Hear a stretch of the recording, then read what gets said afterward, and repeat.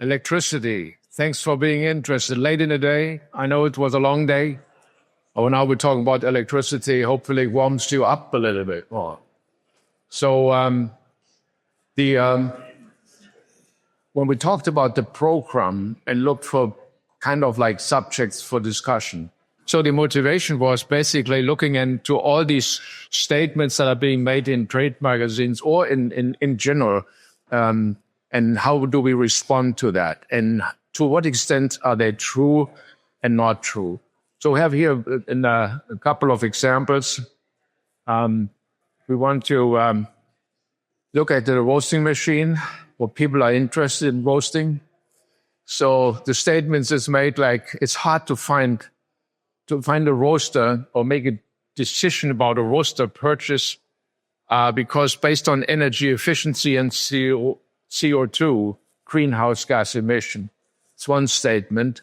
It's close to impossible to decide upon this type of statement to purchase a roaster or other related equipment. Another statement is like energy consumption figures are hardly to get or to come by, and find out the technical documentation that will basically tell us what a roaster can do, what it's consuming, and so forth. Emission evaluation, big subject, CO2, greenhouse gas. And then last but not least, it's impossible to find out about that. What's the energy consumption figure? What is the CO2 that's being generated using fossil fuel or going into electricity as an operating matter or way to roast coffee? Now, today we want to cover this and find answers to the true cost of electric roasting, alternative roasting, or with energies. We want to find out about the rate, in today's rate for electricity and for other fossil fuels, like, for example, natural gas and propane. And then what causes CO2 when roasting coffee? And then certainly at the end, hopefully we can debunk, all of that information that's missing. So I'll take a little bit a step back. We're harvesting and importing importing 27 million bags of coffee in the North American market. That includes us here in the US and Canada. 27 million bags, each bag commercial, the international size is 60 kilos. We're buying also coffee from Central America direct. That's good. And 69 kilos a bag. But in general, it's 60 kilos per bag. 27 million of that goes into the United States or North America. 27 million for the North American market, 168 million worldwide. So if you look at this, then for us, we're focusing everything what you're seeing here is focused on the North American market. And when you look at that, the next thing is we're breaking down this market and you can see who the consumers are or the consumer for energy.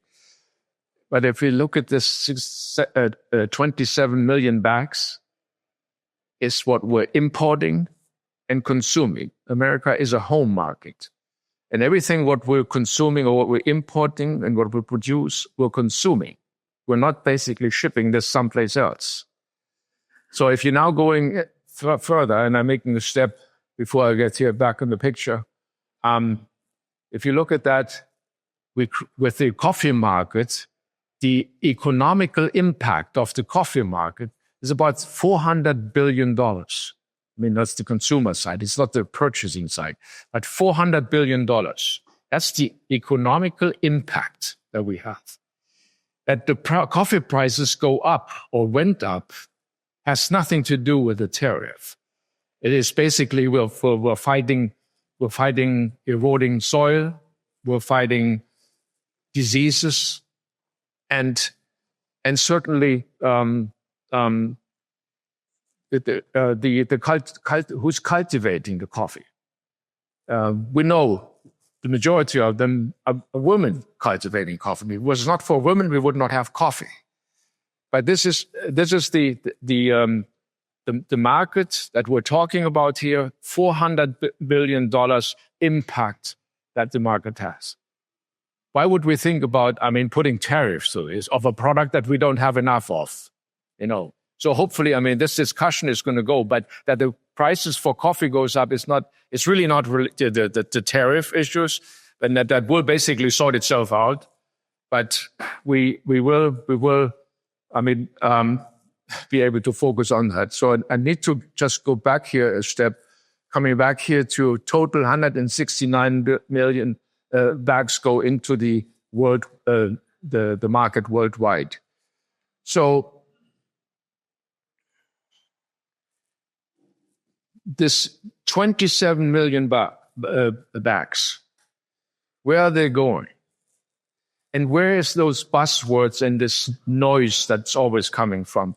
Where's this going to basically be developed or based on? Now, if this is a pyramid, this type of model works also for other markets and other products. But the best way to explain this, who's roasting the 27 million bags? And what is the specialty coffee? What is that? What do we mean by that? So if you look at this, the top 10, it's easy to define who these people are or who these producers are. And this, they have at least, hourly so-called firing or roasting capacity of more than 10,000 kilos an hour. And then there's the next categories, which is regional roasters. In a lot of cases, families, they're in the market for a long time. They have capacities from 2,000 to 9,000 kilos an hour. And then they have the mid-market segment with over 100 roasters in the neighborhood from 500 to 2,000. And then we're going to get here to the base. And the base is like 6,000, over 6,000 roasters hold the micro and nano roasters.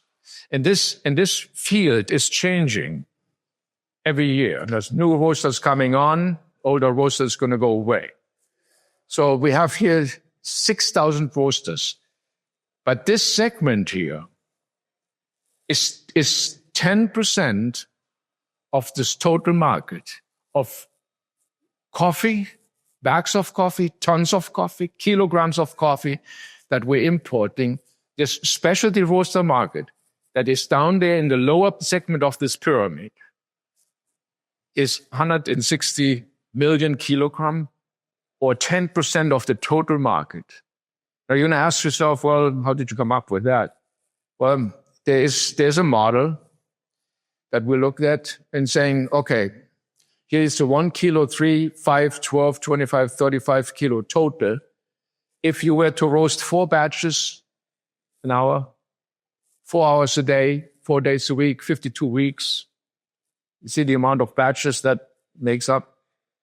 And again, some of them may roast longer or less days, but you're going to get there a pretty good picture of how this segment of the 10% specialty coffee market is segmented. Now, we can debate what means specialty coffee.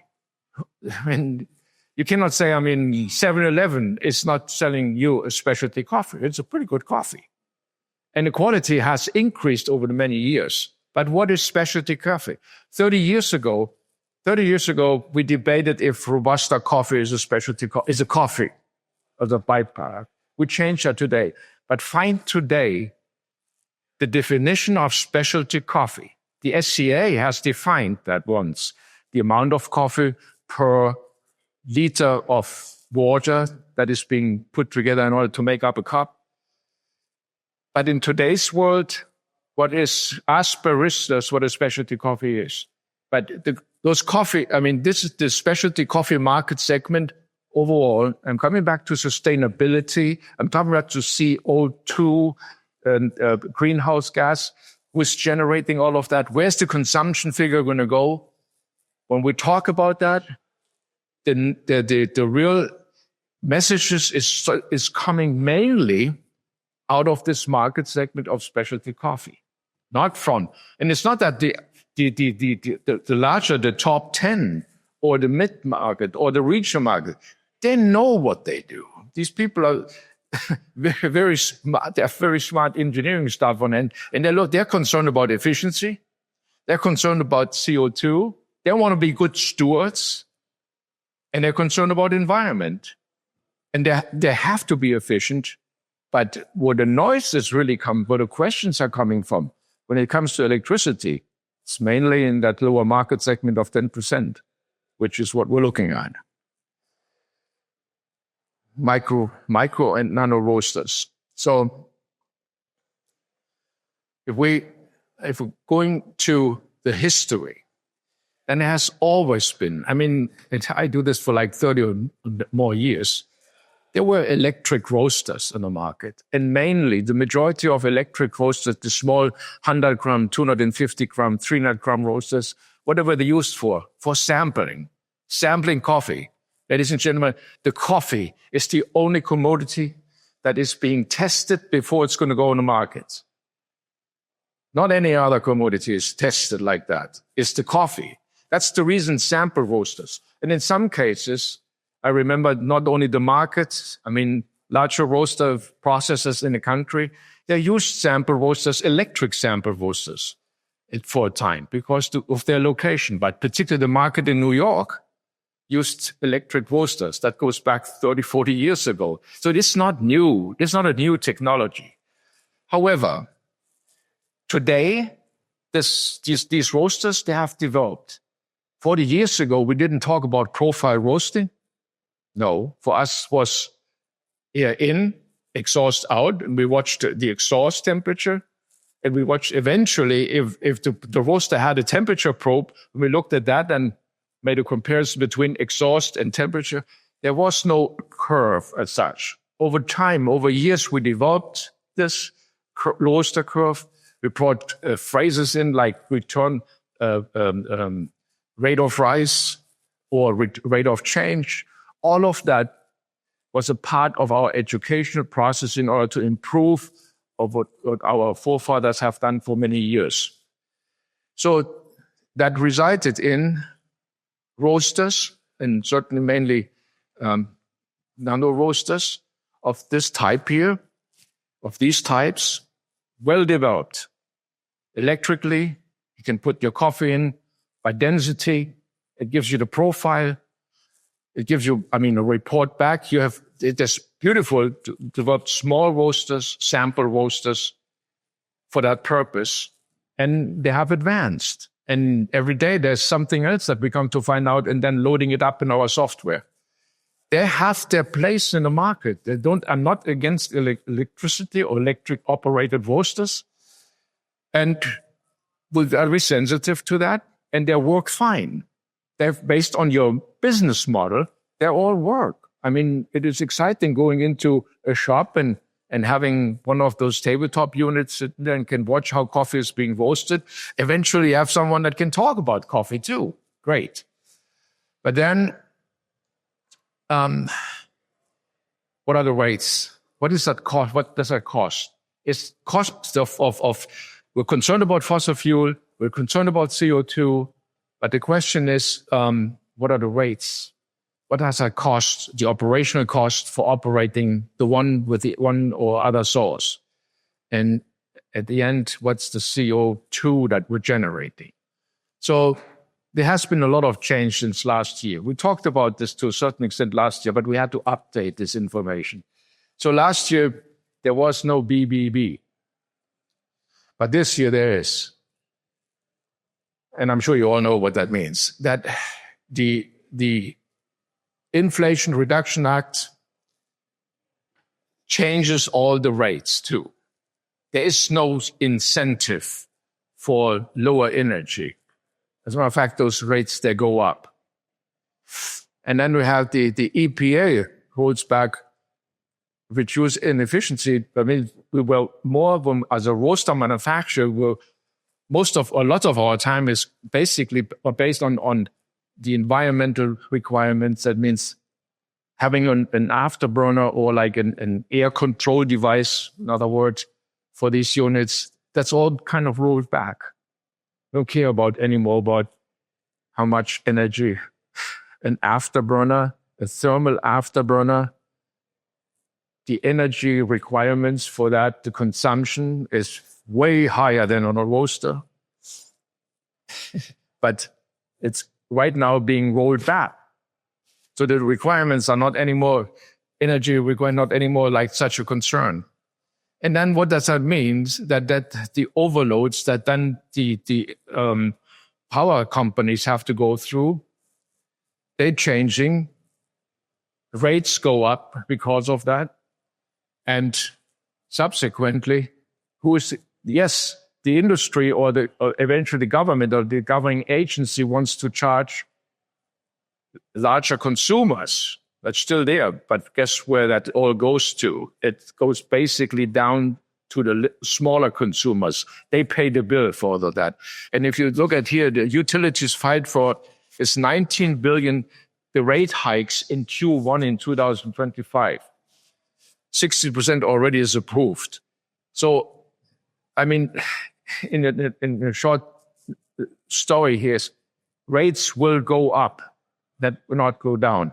There's another important statement that is included in here, and this is since 22. Look at this, just comparison. 22, residential electricity was increased by up to 18%. Consumer prices only went to like 14%. Natural gas was holding it's from minus to plus one. So this is the change. This is updated. That was updated, and we'll keep looking at that because it's a part of our economical review. If a customer wants to make an investment into roasting, now who's paying the price? As I said, the rate hikes are landing hardest on residential customers, small businesses like coffee roasters, and again, operating costs and everything are going to go up. Now, a lot of that information and a lot of those buzzwords come from Europe. And why? Because in Europe, energy is going to be supported, or the infrastructure investing into alternative energies is subsidized by governments, not in the United States. And don't bank on that. It's not going to happen. So the point is, if you hear about people going to that electricity and having roasters or having other type of consumers operating on electricity, understandable.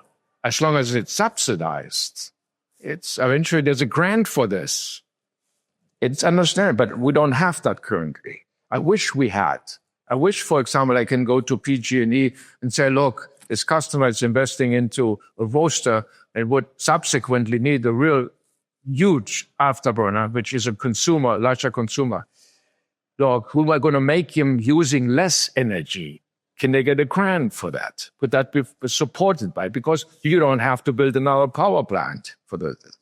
This would be the discussions, but we're working on this, but we're not there yet. That may happen, but we currently do not allow for subsidizing any type of project related to more consumption or consuming more energy or less energy. That's the difference between Europe and us. So understanding electricity, where it's coming from.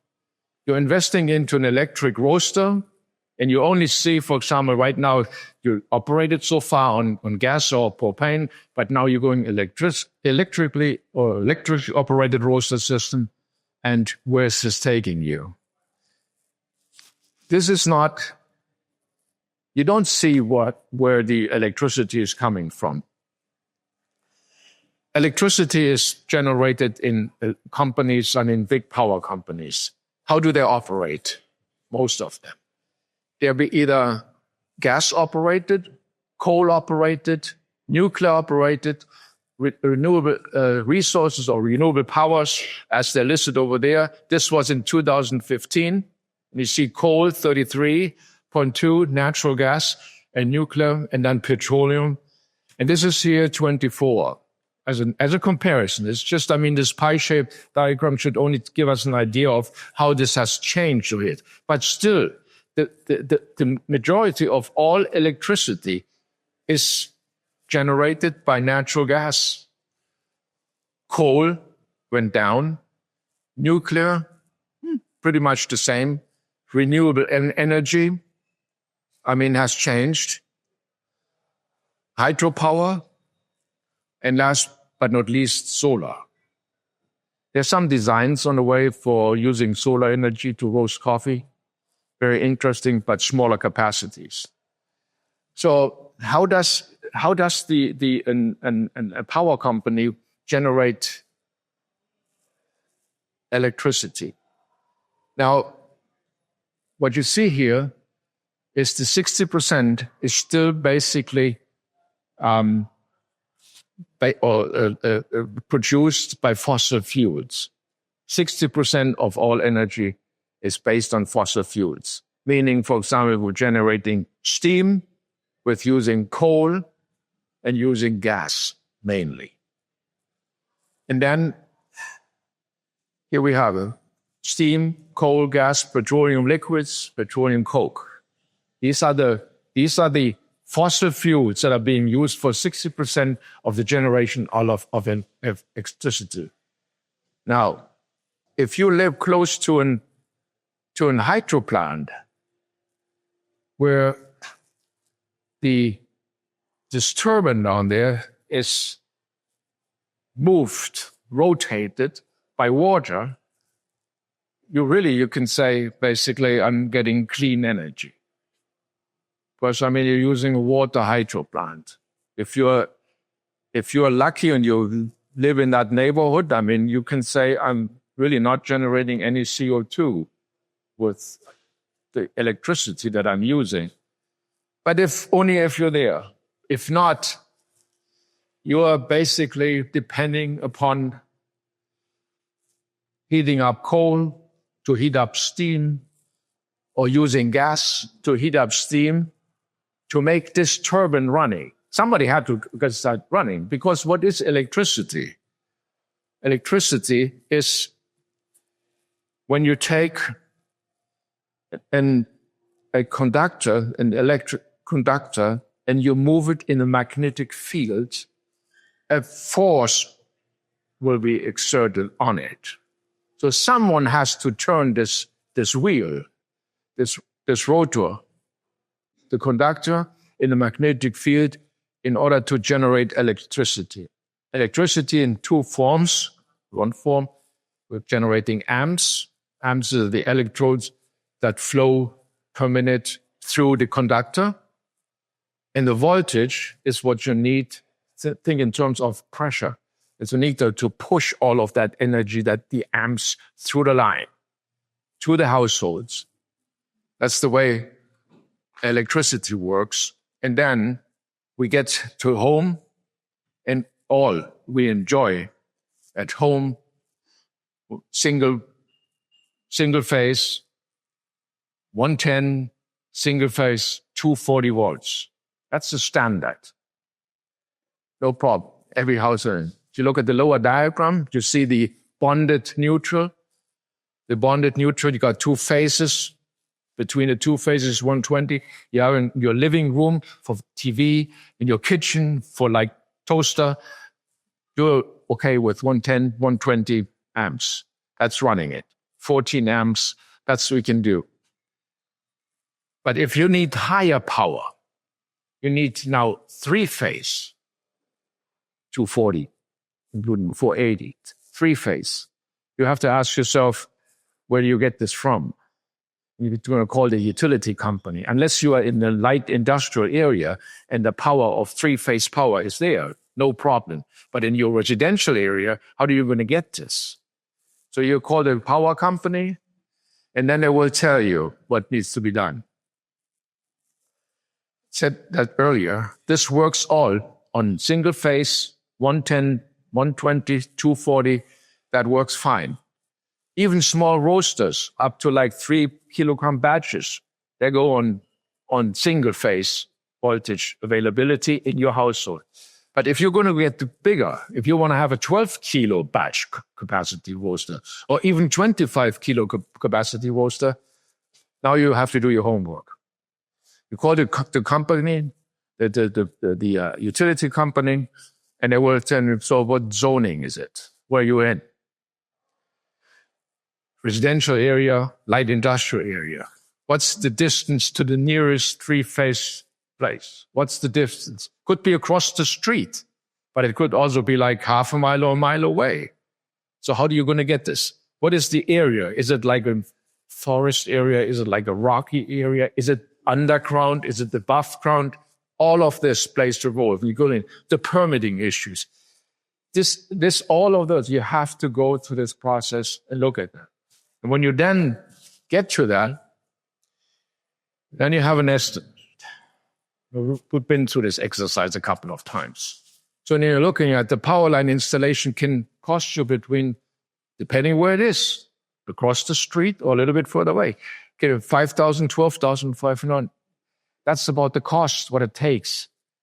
How far is the next three-phase power available to you? The transformer installation cost, the meter box, the electrician that you need. You cannot do it by yourself. You have to have electricians doing it. The permitting, panel breakers. We had like last Monday, we talked to one of our customers who invested in like 12, 25 kilo roaster, need to have three-phase electric. And he came back with a number that was just a little bit higher than $63,000. That's the base cost in case you do not have three-phase. You need then to invest into this. You need to find out where that three-phase is coming from so that you can pick up at the plug and then hook up your roaster for roasting. We want to go to the details and finding out of how that develops or how that what energy is required for that purpose. So this is an estimate that you should, or budget that you should have. I'm not saying you're going to spend it all, but find out what is the cost for installing three-phase power before you invest into an electric roaster. So saying, do your homework. What is what do you have? I mean, in many cases, the agency will come back and will ask, I mean, is there roasting done on the premise? And certainly, I mean, production goals play a role. And then to what extent is the roaster that you're investing into supporting your business? I mean, those are basic questions in order to find an answer before an investment should be done. Now, let me say something about roasting. It's going to be a little bit more technical. The majority of all roasters installed in North America are drum roasters. But all those roasting technologies, they're also here. Those roasters are larger type roasters, and they're called drum roasters that we talked about, centrifugal roaster, continuous roaster, tangential roaster, fluid bed roaster. The issue is that all of these roasters have different airflows. If you make a ratio between the kilogram of coffee, kilogram of air, or the pound of air, per kilogram or per pound of of green coffee, all of these roasters have different airflows, have different ratios. So if you're making a comparison on the drum roaster side, the ratio between air and product, green coffee, is between 1 and 3 kilos of air per kilogram of coffee. In this range of 1 to 3 kilogram, you're designing your profile. You cannot exactly say, well, it's like a cooker. I mean, you bring it up to 100 degrees and let it cook. No, that's not roasting. If that was roasting, it would be easy. Cooking is not roasting. But within that range of 1 to 3 kilos of air per kilogram of coffee, that is what a drum roaster normally works in. But if you have a fluid bed roaster, even if it has some kind of mechanical means for moving coffee, the ratio is by way higher. The ratio can go as high as 8 kilograms of air to 12 kilograms per kilogram of coffee. Now, it's a different roasting method. It's a different roasting technology. But those are the differences that come into play when it comes to utility consumption figures or CO2 development.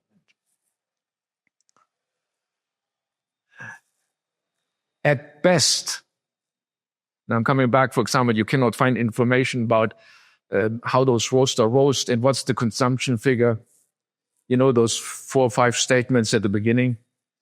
At best, that a commercial roaster means a larger roaster. With larger roasters are usually more efficient. The best thing that you can basically produce, knowing that about 100 kilos or 220 pounds of coffee will require 125,000 BTUs to roast that batch. And that would, based on that would basically take it down to 568 pounds, a BTU per pound. If you have a roaster that is less than 25 kilo, I mean, it's less than 60 kilos, you cannot get 568. You are going to be more like 700 BTU per pound. But for the larger roasters, 4 bags, 6 bags or not, it's at best what you can get is around this 568 BTUs per pound. And from there, for smaller roasters, you're going to go up. I mean, if you really want some sort of ratio, go back by that. Go more like 800, 900 BTUs per pound for smaller roasters, not larger roasters. So where's this energy going to? You have the majority of the 3 energies that go into coffee, that roasting coffee, is convection. And then we have conduction. And then we have radiation. Radiation is very, very minor. There are only 2 gases in coffee that cause some kind of radiation. What is radiation? Radiation is I feel it, but I cannot touch it. So there is really that radiation plays an insignificant role. But then you have conduction. Well, conduction means it's not the conduction that we're saying that goes from the flights of the drum, or the skin of the drum to the coffee. No, it's going from the bean to the bean, not from metal to the bean. That is basically conduction that we're looking for when we're designing roasters. But in majority is that convection is the largest energy supply in roast coffee.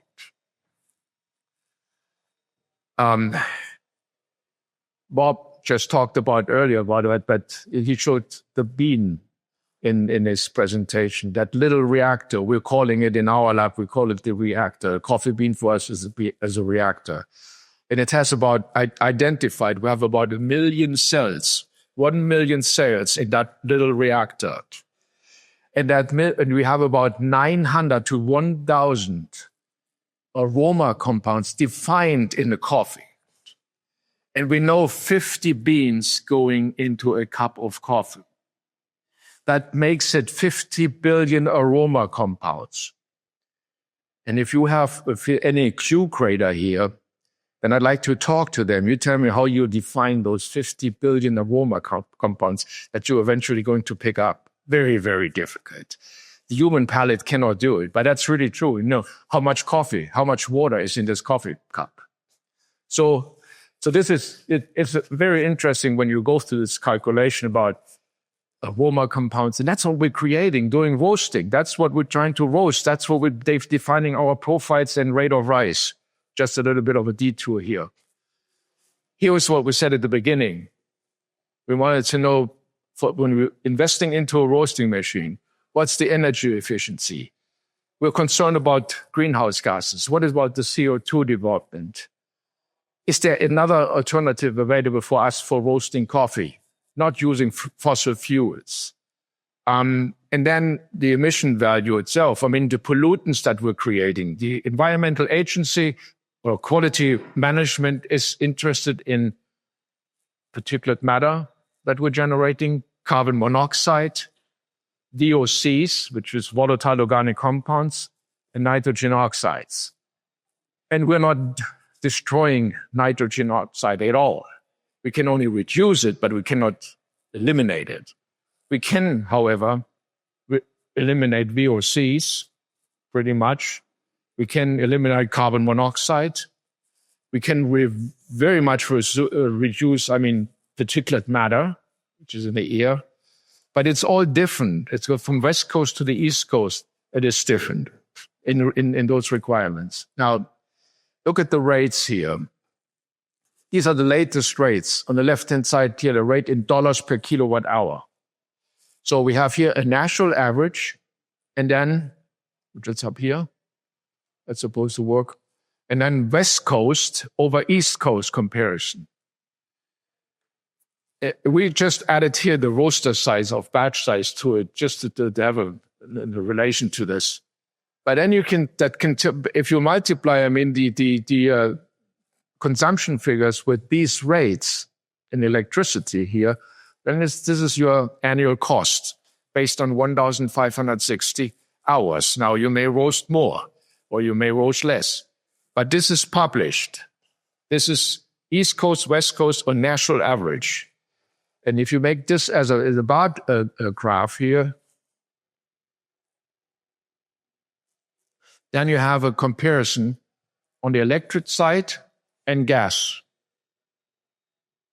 in bar graph. National, West Coast, East Coast. 3 kilo, 12 kilo, and 25 kilo.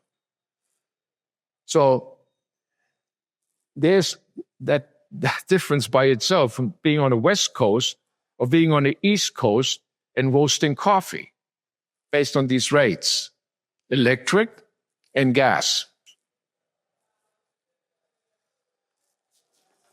That's 2025.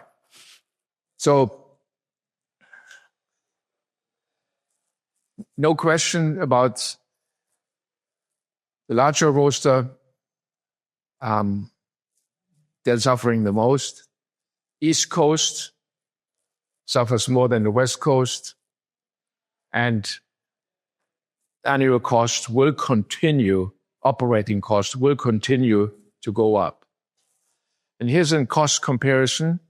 If we're looking at from the Idaho in place, Idaho up north, northern panhandle of Idaho. On the right-hand side here, you see the equation that we used looking at the BTUs required for roasting the coffee. And we take that more into detail. And then the rates that we currently have, like for cost for natural gas is $0.01 dollars, 0.05 for propane, and 0.1 for electric. This is based, again, it's not the national average, it's not the East Coast, not the West Coast, it's what we're paying in Idaho. And then we go to the 3 kilos, if we're now going a little bit more in detail about how do we get about this. Every roaster has a burner rating. That doesn't mean it's used, it is utilized. The manufacturer rates that burner and says, for the 3 kilo roaster, for example, it's 30,000 BTUs, but it's not being used. You may be able to manage the rate of rise by having that power available, but in reality, you may utilize 70% of that. So which takes the 30,000 BTU down to 21,000. And if you then look at the roaster that does 3 kilos or 6.6 pounds, and you do 3.5 batches an hour, and you get to the hourly rates, and you multiply that with 0.01 for gas, and that's your hourly cost for that roast. And if you multiply this and the energy you would need for electricity, you do the same calculation, not changing the roaster, we just have an electric heater there. Where's that electricity coming from? Oh, it's coming out of my blood here. Yeah. But where's that electricity coming from? Way back, before it hits the blood. It's that 6.157 kilowatt per hour. That's required to roast the coffee. And then you multiply that by 0.1, and then you get to $60.64 per hour, comparing to 0.21. That's true. That's not made up. That's what it is. And then you're going to larger roasters, gas over electric for 12 kilos, for 25 kilos batch. And you have the costs there listed underneath. Same equation, same calculation. That is the way that works. And those are your costs. Now, also, you need, at that capacity of roasters, batch capacity, you need three-phase power. And you need to have that budget to bring the three-phase power there to the plug. Okay. Another very important, because it's those buzzwords that are coming out. Oh, I just learned that there's an industrial roaster operating electrically. Yeah, exists. It's not out of the ordinary. It exists. Not so much here, almost just only one or two, maybe they're operating, but there's a couple of more in Europe. And why? Because they're subsidized. We don't have the disadvantage. But if you think, if you follow me, the heating value of gas, of natural gas, is 1,000 BTU per cubic foot. The heating value for propane is 2,500 BTU per cubic foot. And now you hear everything about hydrogen. Doesn't generate any CO2. But hydrogen is 400 BTU per cubic foot. Now let's talk about then the network. Let's talk about what has to be in place, not the burner. The burner we have a burner that burns hydrogen. Well, not 100% hydrogen, but can be used. The burner is not the issue. Where do you get hydrogen from? For an industrial plant. For a smaller one out of bottles, what may work, but you got to have the network at that too. And the roaster has to be specially designed for that. Means the burner and everything. Which is the design is available. But where do you get the hydrogen from? If you have a plant, that does 10,000 kilos an hour. Calculate that, 400 BTUs per cubic foot. Those are the things that are concerned for us. The network, the availability of this. Now we get to CO2. What does that mean? Carbon neutral. It's another one of those. We want to be in 2035, we want to be carbon neutral, right? Our company will be carbon neutral. It's a lie. You cannot be carbon neutral. You can only have something offsetting. Yes, you are concerned about carbon, you're concerned about CO2, greenhouse gas, you're concerned about energy. All of that is fine. You're a good steward. Brilliant.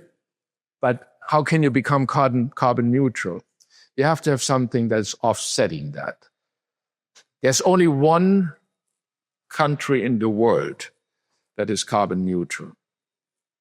Or one state, I should say. I don't know if it's a country, but state. Maybe you know. That's the Vatican. The Vatican is carbon neutral. And why? For the energy that they're using, they have forest reserves in Romania, in Hungary, and they can call themselves carbon neutral. Everything what they're generating on CO2, they're absorbing over there, a little bit further east. But what can we do? What are we doing in roasting for that purpose? So we have here 27 million bags, 169 million worldwide. What are we generating? Well, if you look at everything, the entire chain of bringing green coffee to the roastery, from the roastery to the cafe, it takes about 4.82 kilograms generates 4.8 kilograms CO2 per kilogram of green coffee. That is including the entire chain. Now, there's a difference. If now the consumer or the roaster in the cafe in Europe, the transportation cost for the bringing the green coffee from any place in Central America to Europe is different than it brings it in here. So that number 4.82 may change. So it varies a little bit, but that's about what it takes to move the coffee. 1 kilo. That's what we're generating. Now, everybody's familiar with the photosynthesis. And if we're looking at that, before we get to this, in the entire food chain, that's where coffee is, 4.82. Comparing to anyone on the left-hand side, I'm not mentioning any name, but then also down there. This is about the processing of all the other foods when it comes to CO2. Photosynthesis, we're dealing with hydrocarbons, and we're dealing with oxygen, and we have all kinds of carbohydrate substances. And in order to grow a coffee plant, it absorbs 0.78, or let's say 1.6 kilo per kilogram of coffee, 0.78 pounds per pound of green coffee. That's being absorbed. Remember, 4.62 is being generated. So we are constantly in a deficit. We're taking that serious, no matter what energy source it is, but we take this serious. But that is what it takes to grow a pound of green coffee. This is if you divide all of this, that 4.82 that we had here, this kilogram, if you basically look at import and transport, that's the part of it in this pie-shaped diagram. Processing, roasting, packaging, and shipping is the blue part, and the rest is green, just import and transport. But it's about the way this is shaping. Now, if you take this further down in numbers, then we got about 0.45 kilograms CO2 per kilogram green product, just related to import of green coffee. It is for processing, roasting, and packaging, it is 2.3 kilogram. And then last but not least, for brewing, we're looking at 2.07. All of those together, they make up that 4.82. If we break this further down, hate to upset everyone, but only 4% is related to roasting of coffee. So among that 4.82, 4% is actually roasting coffee. And we're talking about sustainability. We're talking about reducing greenhouse gases. We're talking about lesser energy. But we're in there with 4% of the total. So we have to do a whole lot more in the upstream and downstream process of generating CO2. And that goes for all of us. That goes for the farmer as much as for people that running the coffee from A to Z, but also processing coffee, including brewing coffee. All of we are in that part. But we as roasters, I'm saying that we're contributing with 4% in there. Said that if you look at earlier, we take that reactor of a green bean and we're converting this into roasted coffee. And we're basically converting all those constituents. And it takes me another presentation to talk about chemically about what those things do. But if you consider all of that, at the end, we're looking at hydrocarbons plus O2 that generates CO2. The best way to explain that, to remember, when we have a catalyzer, which catalyzer is a unit, an air control unit for pollutants. We're using a catalyzer to operate or to destruct the pollutants at lower temperature. Now, this catalyzer uses like high precious metal, like palladium and platinum. And we're converting the pollutants into what? Into CO2 and H2O at lower temperatures.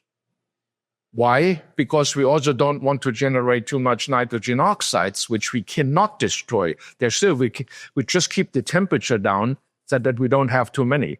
Nitrogen oxides up there, they convert into laughing gas. Now, sometimes when you travel and you've particularly in LA, flying there, you see this blue haze or this yellow haze hanging over the city. Those are nitrogen oxides. They're heavy molecules. And that's where we're concerned about that. They don't kill you right away, nitrogen oxide. But carbon monoxide, pretty rapidly. So if you're looking at all of this, this is the best example to understand. We're converting hydrocarbons with oxygen under temperature into CO2 and H2O. That's the normal chemical process that takes place. And it's just the chemical formula on all of this. What does this mean for us when we're roasting coffee? What are we generating? The coffee bean itself, CO2 generation, depends on the type of bean. It's not for all beans the same, for all green coffee the same. It also depends on the pyrolysis and the way the coffee is roasted, to the degree of roast. 1% green coffee is given off CO2 gas during roasting and pyrolysis. And the darker you roast, there may be 2% of CO2 that is being generated. And then as soon as you lose water, gas evolves rapidly.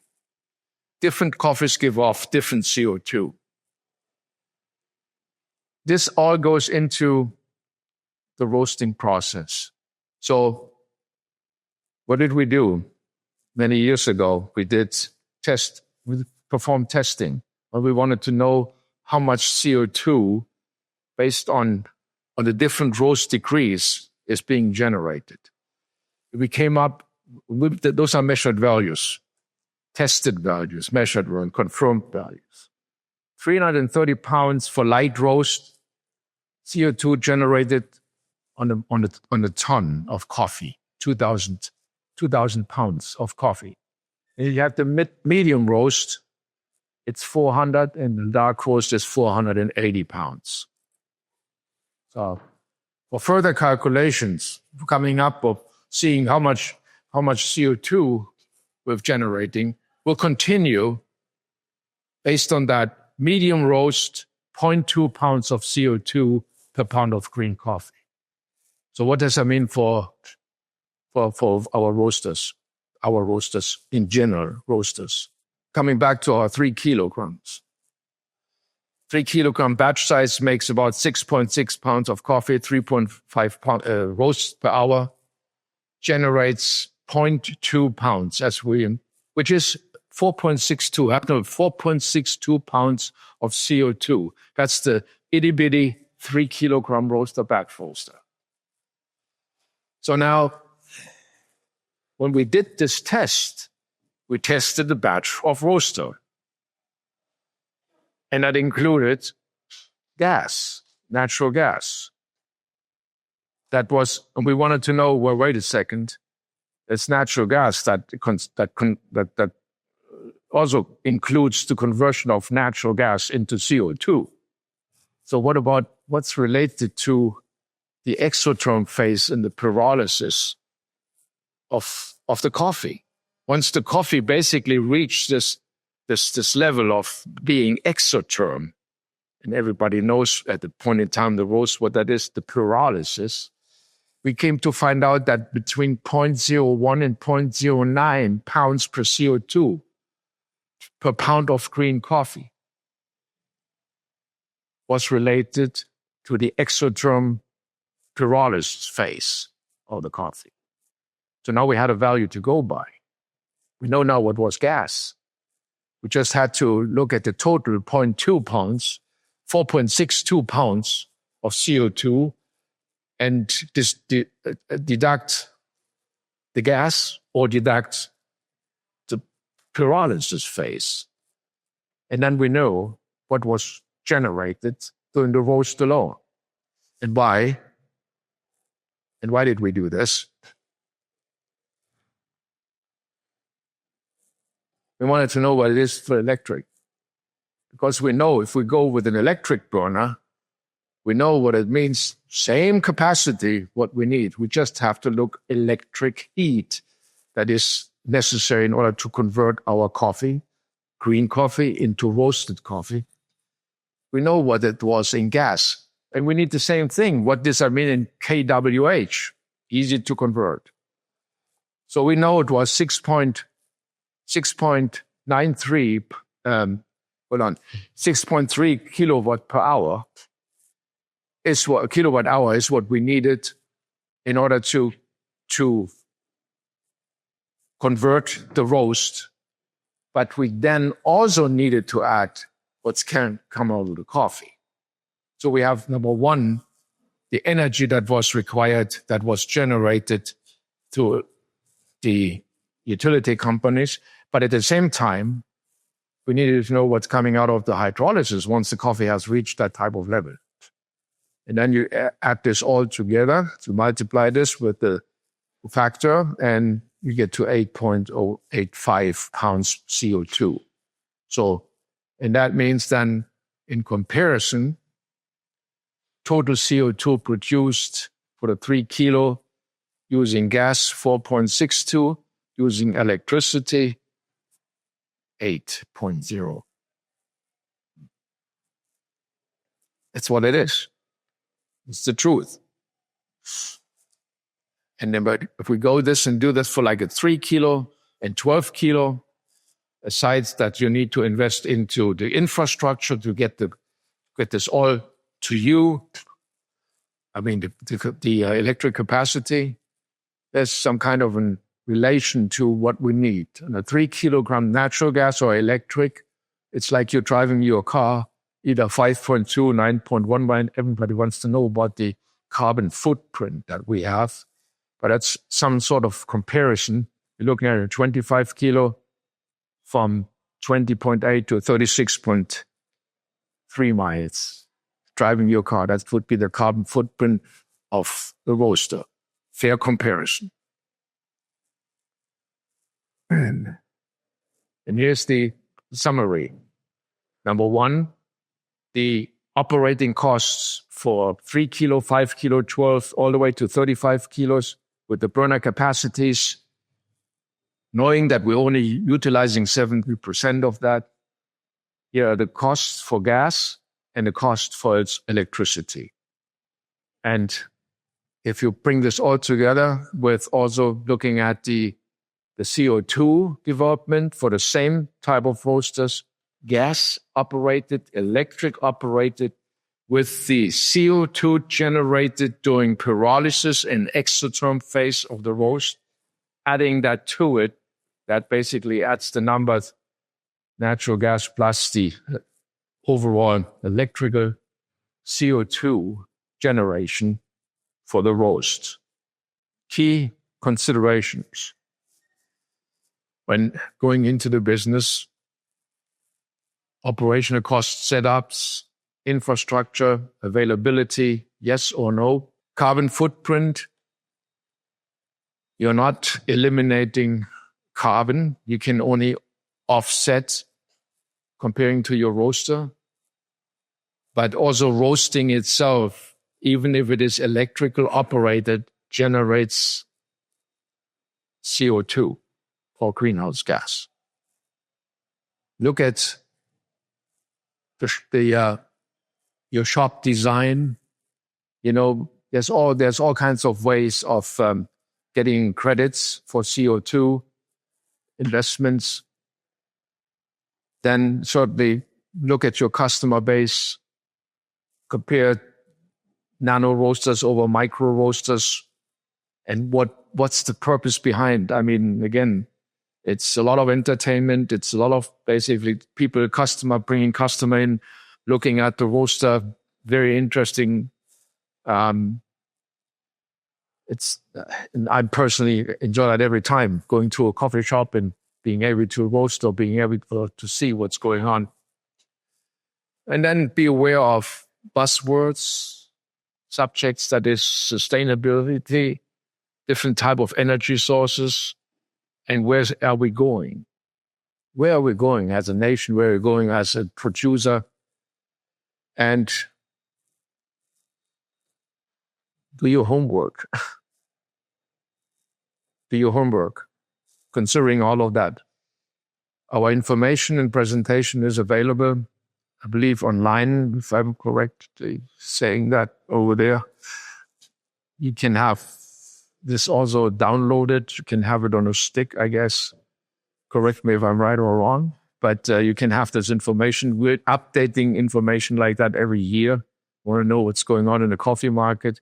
But we're also very, very cautious. I mean, when it comes to people saying in 2030 we want to be carbon neutral. Thank you. Any questions? Thank you.